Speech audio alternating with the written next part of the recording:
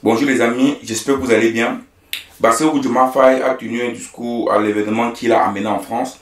Parce qu'il faut le dire, ici là, il n'est pas parti en France pour rendre visite à Macron, mais il est parti pour un événement, je pense, sur le forum sur la vaccination, un forum vaccinal. Mais il va rencontrer également Emmanuel Macron. On va suivre son discours ici, on va essayer de, bien sûr, comme d'habitude, sur une vidéo React, on va essayer de réagir sur certains phases de son discours qui sont nécessaires, qui sont intéressantes ici. Et voilà, on va avancer sur la vidéo comme ça. Suivons le discours de Diomaye Faye en France. Je voudrais tout d'abord remercier les autorités françaises pour l'accueil chaleureux et l'hospitalité qui nous ont été réservées depuis notre arrivée à Paris.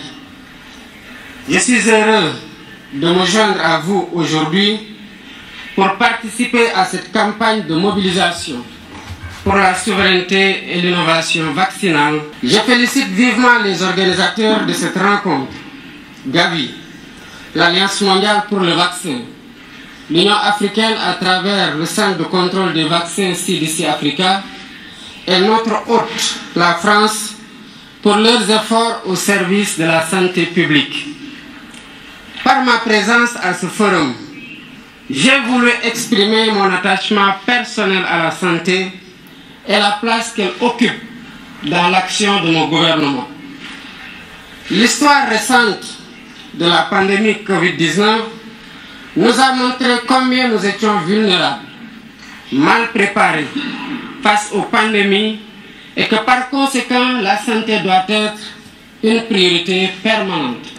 Bon, ici, il a parlé du virus Covid, mais il faut le dire en Afrique, il y a Ebola qui a fait des ravages, plusieurs morts. Donc, en fait, ici, clairement, il est en train de dire qu'il y a des maladies tropicales qui sont en Afrique, qu'on retrouve, et que bien sûr, c'est important, par exemple, le paludisme, par exemple, qui est une maladie qui tue beaucoup en Afrique, d'avoir un vaccin, par exemple, pour protéger nos populations.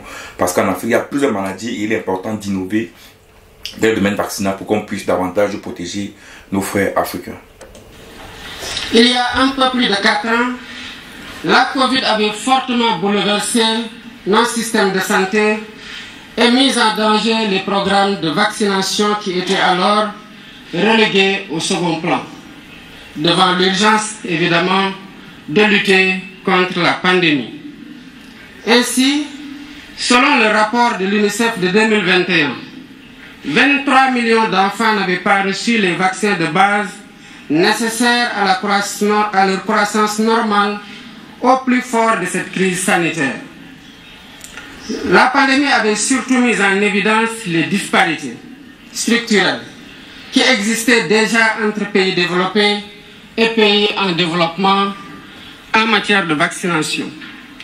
Bien que l'Afrique représente environ 20% de la population mondiale, son industrie de vaccins fournit à peine 0,25% de l'offre mondiale.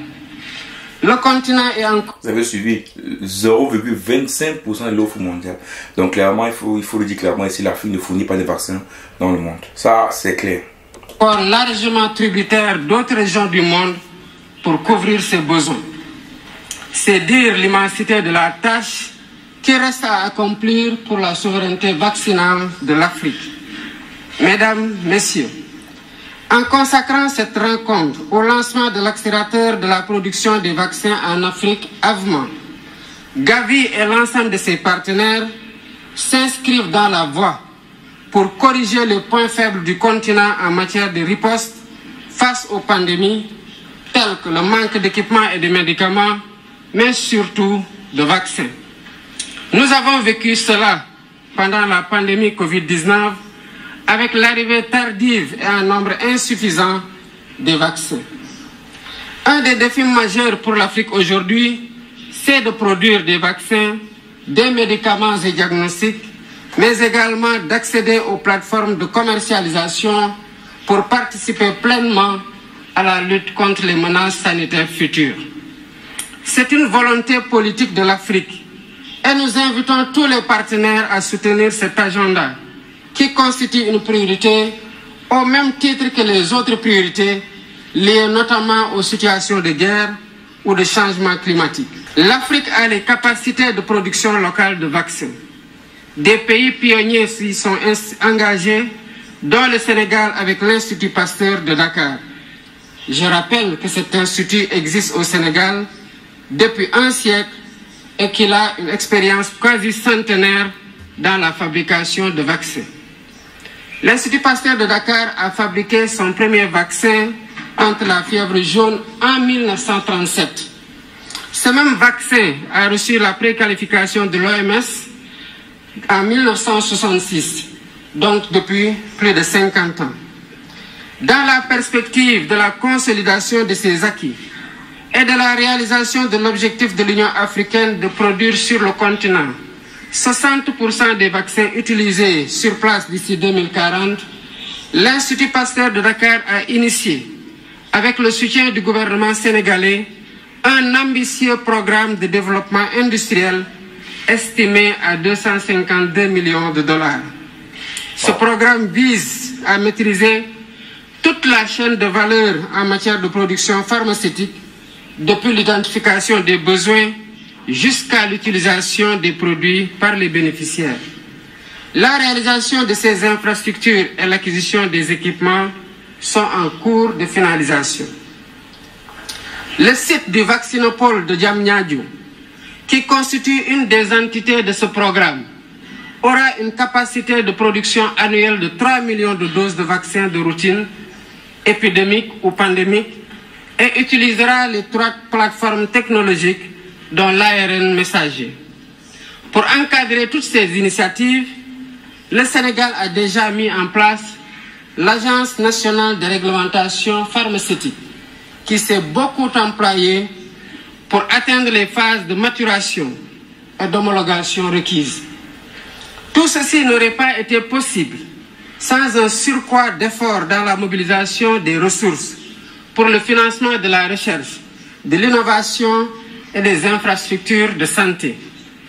Je remercie à ce sujet les pays, institutions et organismes partenaires, au premier rang desquels figure Gavi, pour le soutien qu'ils apportent au Sénégal, en particulier dans les efforts de promotion du vaccin et de la vaccination. Notre partenariat avec Gavi, il faut le souligner, nous a valu beaucoup de résultats positifs. Merci, Monsieur Barroso, pour ce soutien constant. Il a beaucoup contribué à l'efficience de notre programme national de vaccination et à la lutte contre la mortalité infantile. Contre la mortalité infantile et précoce.